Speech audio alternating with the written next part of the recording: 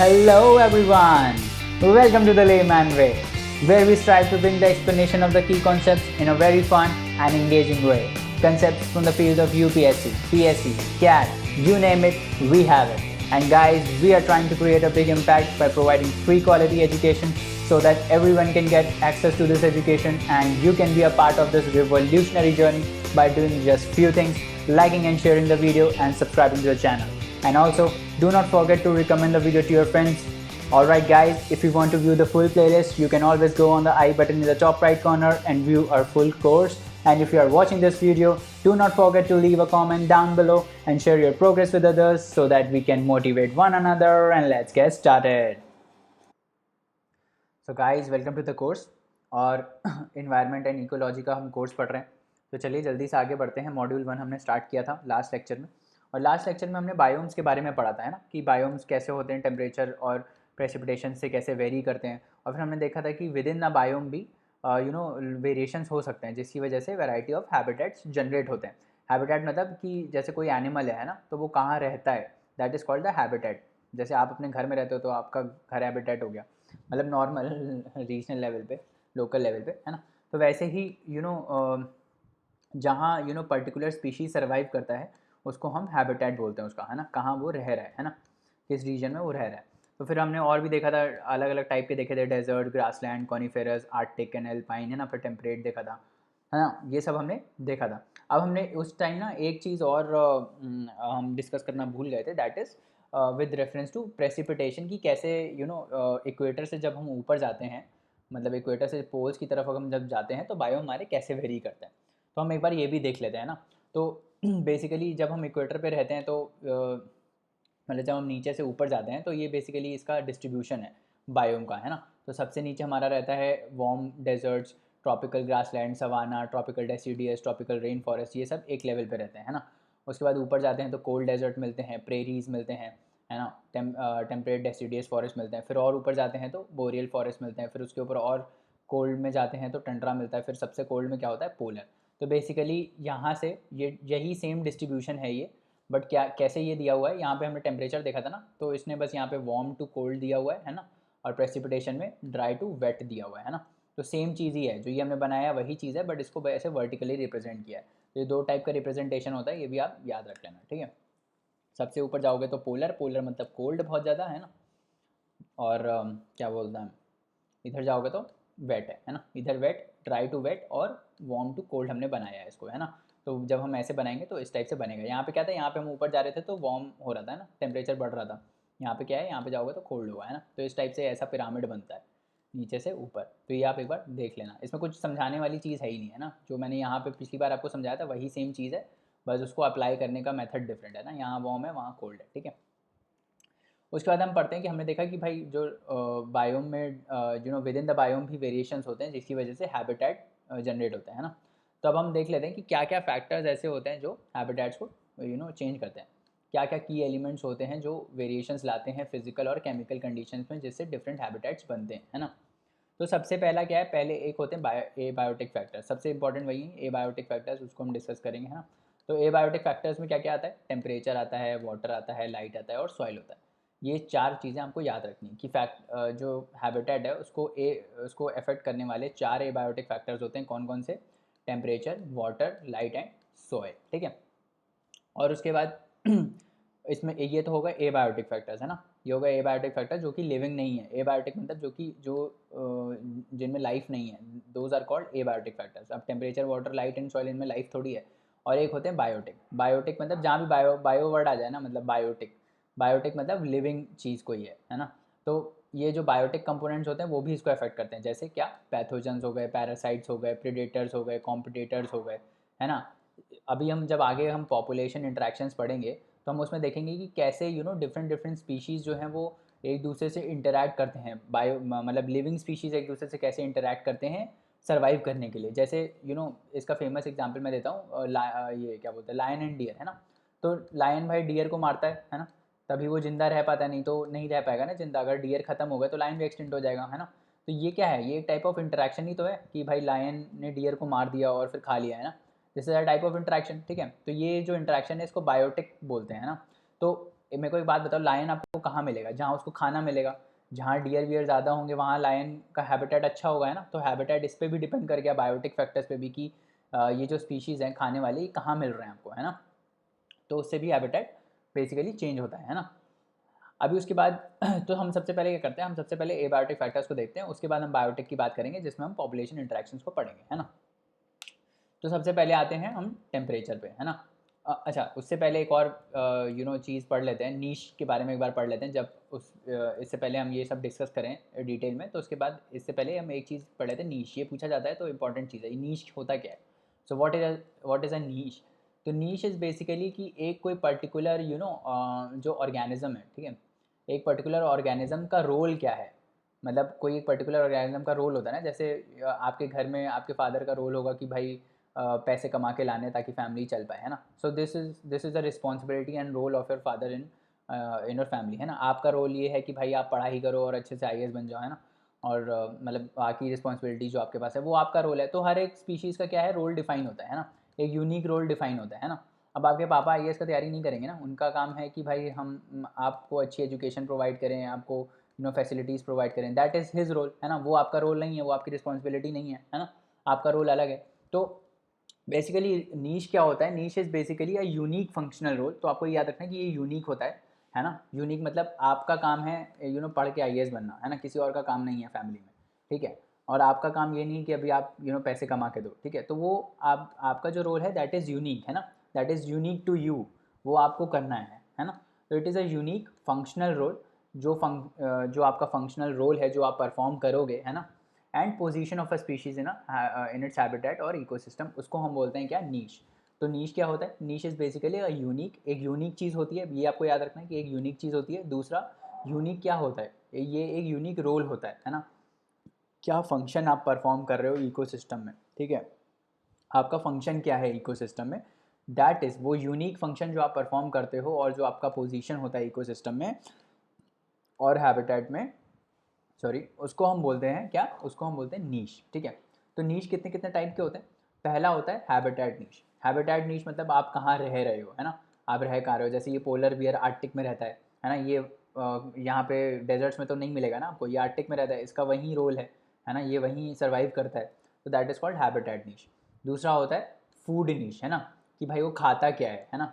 जैसे मान लो ये पोलर बियर सील्स को खाते हैं, है ना। अब इसको आप जाके अगर मैकडोनल्ड्स का या डोमिनोज़ का पिज़्ज़ा दे दोगे जाके, तो वो थोड़ी खाएगा, है ना। तो उसका एक पर्टिकुलर रोल है इकोसिस्टम में कि वो सील्स को खाता है। तो इससे क्या होता है भाई, सील्स की पॉपुलेशन भी चेक में रहती है ना, सील्स बढ़ते नहीं हैं क्योंकि ये फिर उसको हंट करके खा लेते हैं। तो ये सब इंटरकनेक्टेड है, समझ रहे हो। एक इसका पर्टिकुलर रोल है कि भाई ये सील को खाएगा ताकि सील की जो पॉपुलेशन है वो बढ़े नहीं, है ना। तो दिस इज उसका ये फूड नीश है ना। उसके बाद एक होता है रिप्रोडक्टिव नीश, कि भाई वो रिप्रोड्यूस कैसे करता है, ये जो कब्ज हैं इनके, है ना, ये रिप्रोड्यूस कितने करता है। अगर ये रिप्रोड्यूस नहीं करेगा तो क्या होगा, तो पॉपुलेशन इनकी एक्सटेंड हो जाएगी, और हो भी रही है इनफैक्ट, क्योंकि भाई आर्टिक में जो आइस है वो मेल्ट हो रही है ग्लोबल वार्मिंग की वजह से। तो बेसिकली ये लोग क्या करते हैं, polar bears, they use this arctic ice, वो आइस का यूज़ करते हैं सील्स को हंट करने के लिए। अब जब आइस ही नहीं रहेगा तो हंट कैसे करेंगे, है ना। तो बेसिकली क्या होता है कि अब इनका उस वजह से पॉपुलेशन डिक्लाइन हो रहा है ना। तो जो रिप्रोडक्टिव नीश होता है बेसिकली वो रिप्रोड्यूस कैसे करते हैं, वो उसको हम बोलते हैं रिप्रोडक्टिव नीश। और उसके बाद होता है क्या, उसके बाद होता है physical and chemical niche. Physical and chemical में क्या क्या आता है, फिजिकल एंड केमिकल में क्या क्या आएगा, टेम्परेचर आएगा, लैंड शेप आएगा, लैंड स्लोप आएगा, ह्यूमिडिटी आएगा, और बाकी रिक्वायरमेंट्स जो इनको हेल्प करती हैं वो फंक्शन परफॉर्म करने में, है ना। किस टेम्परेचर पे, अब यहाँ पे ये ठंडे ठंडे टेम्परेचर में अच्छा काम करता है, अच्छा फंक्शन कर पाता है ना। इसको आप डेजर्ट में रखोगे तो ये तो मर आ जाएगा, है ना। तो इसीलिए ये सब क्या होता है, ये सब होता है फिजिकल एंड केमिकल नीश। तो आपको क्या याद रखना है, सबसे पहले नीश क्या होता है, नीश एक यूनिक चीज़ होती है, एक यूनिक फंक्शनल रोल होता है जो कोई ऑर्गेनिज्म परफॉर्म करता है अपने इकोसिस्टम और हैबिटेट में, ठीक है। और उस वजह से क्या होता है, ये एक यूनिक पोजीशन यूनिक पोजीशन होती है किसी भी स्पीशीज़ की एक इकोसिस्टम में, उसको हम क्या बोलते हैं, नीश, ठीक है। उस कितने टाइप के होते हैं, हैबिटेट, फूड नीश, रिप्रोडक्टिव नीश और फिजिकल एंड केमिकल नीश, ये मैंने आपको समझा दिया, ठीक है। उसके बाद हम एबायोटिक फैक्टर्स के बारे में आ जाते हैं और बात करते हैं डायरेक्ट एबायोटिक फैक्टर्स जो हमने पीछे पढ़े थे, है ना। तो सबसे पहला क्या है, सबसे पहला है टेम्परेचर। तो टेम्परेचर जो है, टेम्परेचर कैसे इफेक्ट करता है हैबिटेट को, वो हम देखते हैं। तो देखो सिंपल है, ये तो हमको मालूम ही है।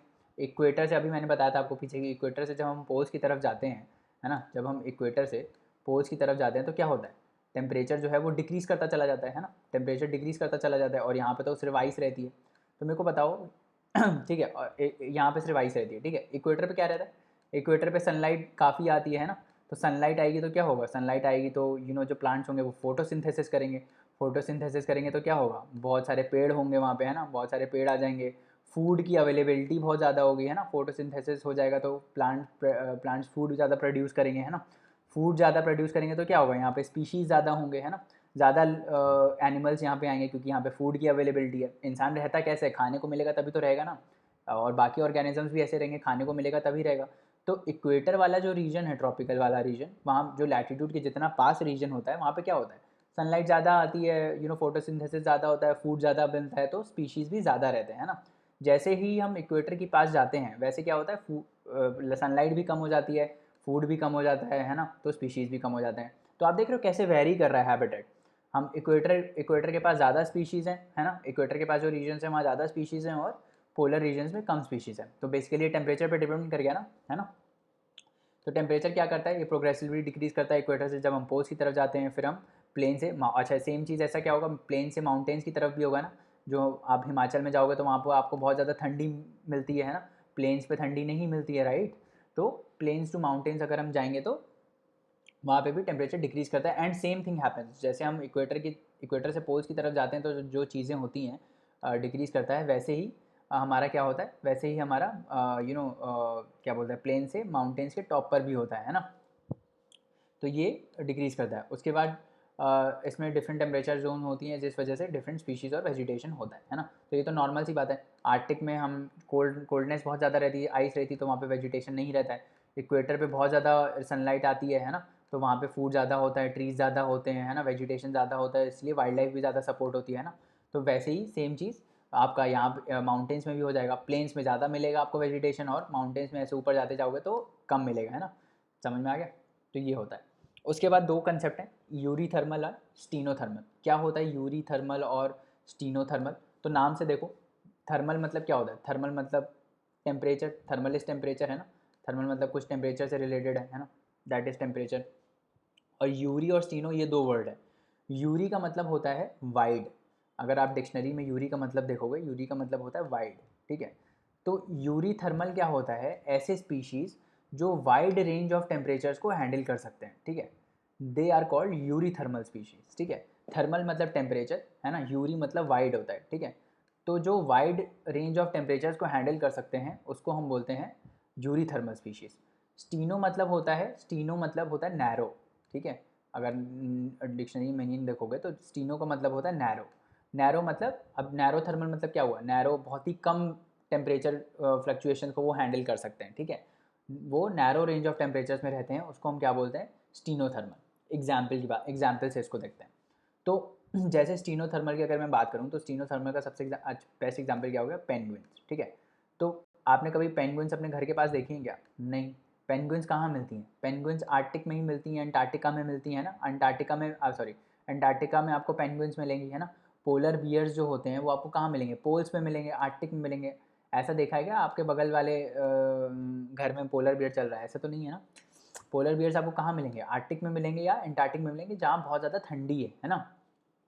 तो ये जो पेंगुइन्स होती हैं, है ना, अगर बताओ मैं पेंगुइन्स को अगर मैं डेजर्ट में ले जाके रख दूँ, है ना, बोलूँ कि अब यहाँ पे रहो, तो क्या वो रह पाएगी, नहीं, seal die, right, penguins would die, right. क्यों, क्योंकि वो इतना फ्लक्चुएशन जो टेम्परेचर का हो रहा है, यहाँ पे माइनस 20 डिग्री सेल्सियस पर वो रहती हैं नॉर्मली, है ना। अब उसको मैं 30 डिग्री सेल्सियस पर रहलाऊँगा, तो इतना जो ये वाइड रेंज ऑफ टेम्परेचर है ये इसको टॉलरेट नहीं कर पाती पेंगुइन्स, है ना।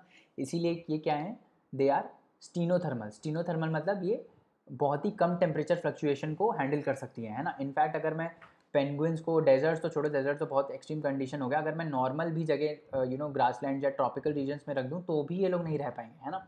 क्योंकि ट्रॉपिकल रीजन्स में भी 20-25 डिग्री सेल्सियस के आसपास टेम्परेचर रहता है ना। बट इनको आदत कहाँ है रहने की, -20 डिग्री सेल्सियस पे, ठीक है। इनको वहीं वहीं ये रह पाती हैं, है ना। सेम चीज़ अगर मैं कैमल्स के साथ करूँ, कैमल्स को मैं जाके आर्कटिक में रख दूँ, क्या वो रह पाएंगे, नहीं रह पाएंगे, दे विल डाई, राइट। तो दीज आर स्टीनोथर्मल स्पीशीज़, है ना। स्टीनोथर्मल मतलब बहुत ही कम टेम्परेचर रेंज में ये लोग रह पाते हैं। यूरी थर्मल के एग्जाम्पल क्या हो गए, कैट्स हो गए, डॉग्स हो गए, टाइगर्स हो गए, है ना। ह्यूमंस हो गए, है ना। ह्यूमंस क्या हैं, हम लोग भी वहाँ इतनी ठंडी में रहते हैं, लोग साइबेरिया में भी रहते हैं, आर्टिक में भी इनफैक्ट रहते हैं लोग, है ना। कुछ कुछ लोग आर्टिक में भी रहते हैं, तो माउंटेन्स के टॉप्स पर भी लोग रहते हैं, है ना, प्लेन्स पे भी रहते हैं। तो हम लोग, हमारी जो बॉडी है वो बहुत ही अडेप्टेटिव है, मतलब हम बहुत ही वाइड रेंज ऑफ टेम्परेचर्स को हम हैंडल कर सकते हैं, राइट। तो ह्यूमंस आर यूरीथर्मल। तो समझ आए यूरीथर्मल और स्टीनोथर्मल का क्या कंसेप्ट है ना। स्टीनोथर्मल मतलब बहुत ही कम रेंज ऑफ टेम्परेचर को हैंडल कर पाते हैं, और यूरीथर्मल मतलब वाइड रेंज ऑफ टेम्परेचर्स को वो हैंडल कर पाते हैं। They can tolerate and thrive in wide range of temperatures as well, ठीक है। This temperature tolerance defines their geographical distribution, है ना। इससे क्या होता है, इससे जो उनका हम ये बता सकते हैं कि वो लोग कहाँ स्पीशीज़ मिलेंगे। जैसे पेंगुइन्स की मैंने बात करी, है ना। अब मेरे को पता है कि पेंगुइन्स जो हैं वो बहुत ही कम ठंडी में रहती हैं और बहुत ही कम टेम्परेचर वेरिएशंस को हैंडल कर पाती हैं, तो मैं बता दूंगा भाई ये आर्टिक में रहती हैं, क्योंकि आर्टिक के अलावा और कहीं रह ही नहीं सकती हैं, है ना। तो वहीं रहेंगी, क्योंकि ये क्या है, ये एक स्टीनोथर्मल स्पीशीज़ है। वहाँ पे ये लोग और ज़्यादा, बहुत ज़्यादा टेम्परेचर को टॉलरेट नहीं कर सकती, तो ये लोग बहुत ही ठंडी जगह में ही मिलेंगे, और वो कहाँ है, वो आर्टिक में, है ना। तो इसीलिए इसका, इनका जोग्राफिकल डिस्ट्रीब्यूशन, मतलब ये कहाँ मिलते हैं ये स्पीशीज़, वो ये डिफाइन होता है, ठीक है। चलो, अब ये देखो जैसे मैं बता रहा था ना आपको, इक्वेटर है ये, है ना। और यहाँ से अगर आप पोल्स की तरफ जाओगे तो क्या होगा, टेम्परेचर डाउन हो जाएगा, है ना। तो ये सिंपल सा ग्राफ है, इसमें कुछ एक्सप्लेन करने वाला है नहीं। उसके बाद दूसरा है क्या, वाटर। अब देखो, वाटर भी बहुत इंपॉर्टेंट है, पानी भी बहुत इंपॉर्टेंट है ना। पानी जहाँ नहीं मिलेगा वहाँ पे स्पीशीज़ क्या मिलेंगे आपको, नहीं मिलेंगे पीने के लिए। इनफैक्ट ह्यूमंस का भी सेटलमेंट जो है, हम लोग कहाँ प्रेफर करते हैं, जहाँ पे भाई पानी आए, है ना। पानी नहीं आएगा तो हम भी नहीं रह पाएंगे। तो नॉर्मल स्पीशीज़ के साथ भी यही है ना। They are heavily dependent on water, water is essential for life, है ना। तो productivity and distribution of plants is heavily dependent on water, water नहीं होगा तो वेजिटेशन नहीं होगा, ठीक है। अब वाटर भी ऐसा नहीं कि वाटर मतलब बहुत ही सॉल्टी वाटर हो, मतलब हम भी जो पानी पीते हैं वो फ़िल्टर वाटर पीते हैं ना। तो हम, अगर मैं आपको बोलूँ कि ओशन का वाटर उठा के पी लो रोज़, तो आप क्या पी पाओगे, नहीं पी पाओगे, है ना। क्योंकि बहुत ही सॉल्टी होता है, आपकी बॉडी ख़राब हो जाएगी, है ना। तो वाटर भी अच्छा होना चाहिए, अगर ज़्यादा सॉल्टी कंसनट्रेशन वाला पानी है तो भी स्पीशीज़ नहीं मिलेंगे वहाँ पे, है ना। तो सॉल्ट कंसनट्रेशन जो होता है वो मेजर हम कैसे करते हैं, वो हम मेजर करते हैं पीपीटी में, पार्ट्स पर थाउजेंड। ये याद रखना, लोगों को लगता है पार्ट्स पर मिलियन में करते हैं, और अगर मान लो ऐसा आ गया कि salt concentration is measured in PPM में, नहीं होता है, पार्ट्स पर थाउजेंड में मेजर होती है, ठीक है। तो इनलैंड वाटर्स जो होते हैं, जो आप मतलब जैसे जहाँ आप रहते हो वहाँ पे कोई रिवर फ्लो कर रही है, ठीक है। तो वहाँ पे जो है, वहाँ पे जो सैलिनिटी होती है वो कम होती है, 5 के आसपास होती है। सी की सैलिनिटी बहुत ज़्यादा होती है ना। आप कभी गोवा के बीच वगैरह गए होगे, है ना, तो आप अगर गलती से मुंह में पानी आ जाता है तो आपको लगेगा यार कितना सॉल्टी सा है ना। इनफैक्ट अगर आप हाथ में भी उसको उठाओगे ना तो आपको ब्लैक ब्लैक कलर के छोटे छोटे सॉल्ट पार्टिकल्स दिखेंगे। तो जो सी है वहाँ पे सैलिनिटी बहुत ज़्यादा रहती है, और जो हाइपर सैलिन वाटर बॉडीज़ होती है उसमें 100 के ऊपर रहती है। और ये सब जो है नंबर्स वो किस में है, पीपीटी में, पार्ट्स पर थाउजेंड में, ठीक है। अब सेम चीज़ जैसे जो हमने पीछे बात करा था ना, यूरी थर्मल और स्टीनोथर्मल, सेम चीज़ आ जाती है यहाँ पे, क्या, यूरी हेलिन एंड स्टीरोहेलिन। मैंने बताया था यूरी का मतलब क्या होता है, यूरी का मतलब वाइड होता है, वाइड रेंज ऑफ कोई चीज़ हैंडल कर पाते हैं। और हेलिन का मतलब होता है सॉल्ट, है ना। हेलिन का मतलब होता है सैलिनिटी, सॉल्ट, ठीक है। तो यूरी हेलिन का मतलब क्या हो गया, ऐसे ऑर्गेनिज्म जो वाइड रेंज ऑफ सैलिन इन्वायरमेंट्स में रह सकते हैं, जो वाइड रेंज ऑफ सैलिनिटीज़ को टॉलरेट कर सकते हैं। मतलब कि वो हाइपर सैलिन वाटर बॉडीज़ में भी रह सकते हैं, है ना। वो होते हैं यूरी हेलिन। और स्टीनो हेलिन क्या होते हैं, जो नैरो रेंज ऑफ सैलिनिटीज़ को हैंडल कर पाते हैं, है ना। उसको हम बोलते हैं क्या, उसको हम बोलते हैं स्टीनो हेलिन, ठीक है। समझ में आ गया, सिंपल है। उसके बाद अगला बात करते हैं लाइट का। लाइट भी बहुत ज़्यादा इंपॉर्टेंट है, बिना लाइट के फोटोसिंथेसिस नहीं होता है, बिना सनलाइट के फोटोसिंथेसिस नहीं होगा, फोटोसिंथेसिस नहीं होगा तो फूड नहीं बनेगा, फूड नहीं बनेगा तो वेजिटेशन नहीं होगा, है ना। तो पूरा फंडा कहाँ आता है कि लाइट है कि नहीं है ना। It is essential for photosynthesis. तो ऑटोट्रॉप्स अपना फूड प्रोड्यूस करते हैं, उस उनके ऊपर कंज्यूमर्स डिपेंडेंट रहते हैं जो उनको खाते हैं, जैसे मैं हो गया, आप हो गए, हम लोग प्लांट्स को खाते हैं, है ना, जो हम उगाते हैं उसको खाते हैं। तो बेसिकली जो ऑर्गेनिजम्स हैं वो भी प्लांट्स के ऊपर डिपेंडेंट रहते हैं, right. It is important for animals. Animals के लिए देखो, ये तो हमने प्लांट्स के लिए डिस्कस कर लिया क्योंकि वो फोटोसिंथेसिस करते हैं और अपना फूड बनाते हैं ना। एनिमल्स के लिए लाइट क्यों इंपॉर्टेंट है, क्योंकि देखो कुछ कुछ एनिमल्स ऐसे होते हैं ना जो सनलाइट के बेसिस पे अपना रिप्रोडक्शन करते हैं, उनका रिप्रोडक्शन साइकिल सनलाइट पे डिपेंडेंट रहता है। जैसे टर्टल्स, टर्टल्स को अगर आपने कभी देखा होगा तो टर्टल्स दे हैच इन मून लाइट। वो मून लाइट पर हैच करके फिर सी की तरफ जाते हैं। अगर आप आर्टिफिशियल लाइट उनके ऊपर प्रोजेक्ट करोगे ना तो भी वो निकल के आ जाएंगे, क्योंकि उनको लगेगा कि भाई टाइम आ गया है, अब हैच करके हम चले जाते हैं, क्या बोलते हैं, सी में। तो उनका बेसिकली कंसेप्ट ये रहता है कि वो हैच जब करते हैं तो वो मून लाइट में हैच करते हैं और फिर धीरे धीरे वो सी में चले जाते हैं, ठीक है। तो this is how animals respond to light, ठीक है। उनके जो डायरिनल और सीजनल वेरिएशंस होते हैं, बेसिकली जो लाइट की इंटेंसिटी में वेरिएशन होता है, उससे वो लोग अपना रिप्रोडक्टिव साइकिल, माइग्रेटरी एक्टिविटीज़, ये सब basically it is based on this. मतलब जो उनका रिप्रोडक्शन होता है वो सनलाइट पे बेस्ड होता है कि सनलाइट कब जाएगी तो हम हैच करके बाहर जाएँ, है ना। इस टाइप से उनका बेसिकली होता है, ठीक है। समझ में आ गया, जैसे टर्टल्स, ठीक है। उसके बाद अच्छा, अगर हमने ये बोला कि लाइट जो है वो बहुत ज़्यादा इंपॉर्टेंट है, तो एक बात बताओ कि जो सी होता है हमारा, है ना, तो सी में तो सनलाइट सिर्फ 500 मीटर के आसपास आती है, 500 मीटर तक ही आती है ना सी लाइट, सनलाइट। तो इसके बाद कैसे ऑर्गेनिज्म सर्वाइव करते हैं? यहाँ पे जो नीचे ऑर्गेनिजम्स होते हैं, जो 500 मीटर के नीचे होते हैं, जहाँ सनलाइट पहुँच नहीं पाती है, वहाँ वहाँ कैसे लोग अपना एनर्जी लेते हैं? क्योंकि एनर्जी हमने देखा कि भाई जो प्लांट्स हैं वो तो फोटोसिंथेसिस करके ले लेते हैं, और जो एनिमल्स होते हैं वो इनके ऊपर डिपेंडेंट रहते हैं, तो वो यहाँ से एनर्जी ले लेते हैं। बट जो ये वाले हैं जो नीचे हैं एकदम, है ना, सी बेड के आसपास, वो लोग कैसे उनका सोर्स ऑफ एनर्जी क्या रहता है? तो देखो, इसका बहुत अच्छा रीज़न है क्या रहता है उनका सोर्स ऑफ एनर्जी। तो देखो, जो डीप डाउन क्या होता है, जो 500 मीटर के नीचे जब आप जाओगे ना, 500 मीटर के नीचे जाओगे, और ओशन बेड की मैं बात करता हूँ, तो ओशन बेड पे ना क्रैक्स होते हैं, ठीक है। ओशन बेड जो होता है उस पर क्रैक्स होते हैं, जो हम हमने अपने फंडामेंटल्स ऑफ फिजिकल ज्योग्राफी वाला जो कोर्स है उसमें सी फ्लोर स्प्रेडिंग थ्योरी पढ़ी है ना। तो सी फ्लोर स्प्रेडिंग में क्या होता है, ये जो सी का फ्लोर होता है वो स्प्रेड करता है ना, स्प्रेड करता है धीरे धीरे, और यहाँ से मोल्टन लावा ऊपर आता है, ऐसे ही तो ये बनता रहता है, ओशन बेड ऐसे ही बनता रहता है। तो इसमें ना बहुत सारे वेंट्स होते हैं, उस वेंट से क्या होता है, अंदर के जो मैग्मा होता है और जो बेसिकली स्प्रिंग्स होते हैं यहाँ से वो ऊपर आते रहते हैं। तो जो भी अर्थ के अंदर न्यूट्रिएंट्स हैं वो बेसिकली इन क्रैक्स के थ्रू ऊपर आते रहते हैं। तो ये जो ऑर्गेनिजम्स होते हैं यहाँ पे, एल्गी वगैरह, ठीक है, और आपके जितने भी 500 मीटर के नीचे वाले ऑर्गेनिजम्स होते हैं वो इन वेंट्स के थ्रू बेसिकली अपना न्यूट्रिशन ले लेते हैं, क्योंकि अर्थ में बहुत ज़्यादा, जो अर्थ के अंदर जो कोर है अर्थ का, उसमें न्यूट्रिशन तो बहुत ज़्यादा है ना। जब मैग्मा ऊपर आता है यहाँ से, बेसिकली कुछ कुछ आता रहता है धीरे धीरे वेंट्स के थ्रू, तो यहाँ से इनको न्यूट्रिशन मिल जाता है। और कुछ एनिमल्स क्या होते हैं, वो कुछ एनिमल्स का क्या रहता है कि कुछ जो बहुत छोटे छोटे ऑर्गेनिजम्स होते हैं वो क्या करते हैं कि जब उनको खाना खाना होता है तो क्या करते हैं, वो 500 मीटर के ऊपर जाते हैं, खाना खाते हैं और फिर वापस आ जाते हैं अंदर, है ना, डीप डाउन। तो ऐसे भी कुछ कुछ एनिमल्स करते हैं, ठीक है। तो ये हो गया। और दूसरा, अगर मैं बात करूँ कि जो सनलाइट होती है ना, जो विजिबल हमारी लाइट होती है वो हमारे बहुत सारे कलर से बनी होती है, विबग्योर से बनी होती है ना। विबग्योर हमने पढ़ा था बचपन में। तो वॉयलेट, इंडिगो, ग्रीन, है ना, येलो, ऑरेंज, रेड। तो इसमें जो रेड होता है ना, रेड का इंटेंसिटी बहुत हाई होता है ना। रेड का इंटेंसिटी और एनर्जी बहुत हाई होता है, वो डीप डाउन पेनिट्रेट करती है। रेड लाइट जो होती है ना, नॉर्मल लाइट तो यहाँ तक ही आएगी, बट जो रेड लाइट होती है वो अंदर तक पेनिट्रेट करती है। और इस लाइट को यूटिलाइज करके एल्गी वगैरह जो हैं, है ना, जैसे रेड एल्गी है ना, ये लोग सब अपना न्यूट्रिशन बना लेते हैं। तो ये सब रीजंस हैं इसके। तो अगर मैं आपसे पूछूं कि यहाँ जो डीप डाउन ओशियन बेड के आसपास, या मतलब 500 मीटर के नीचे, एकदम 500 मीटर के नीचे कौन से टाइप ऑफ एल्गी मिलेंगे, क्या कहते हैं, ग्रीन मिलेंगे, रेड मिलेंगे, ब्राउन मिलेंगे, तो आपका आंसर क्या होगा, रेड मिलेंगे। क्योंकि रेड ही ऐसी लाइट है जो एकदम नीचे 500 मीटर के नीचे तक पेनिट्रेट कर सकती है। समझ में आया? क्योंकि इसका एनर्जी बहुत ज़्यादा होता है ना, तो ये अंदर तक पेनिट्रेट कर जाती है।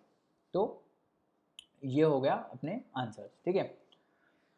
उसके बाद सॉइल की बात करते हैं, है ना। क्या क्या डिस्कस किया, टेम्परेचर, वाटर, लाइट, और फाइनल है क्या, सॉइल। तो सॉइल बेसिकली क्यों इंपॉर्टेंट है भाई, सॉइल पे ही तो अपना वेजिटेशन आता है। सॉइल नहीं होगा तो प्लांट्स कैसे उगेंगे, है ना, माइक्रो ऑर्गेनिजम्स कैसे आएंगे, और वो सब जितनी भी चीज़ें होती हैं, मतलब पूरी वाइल्ड लाइफ ही इस पर डिपेंडेंट है ना। प्लांट्स नहीं उगेंगे तो वाइल्ड लाइफ नहीं होगी, है ना।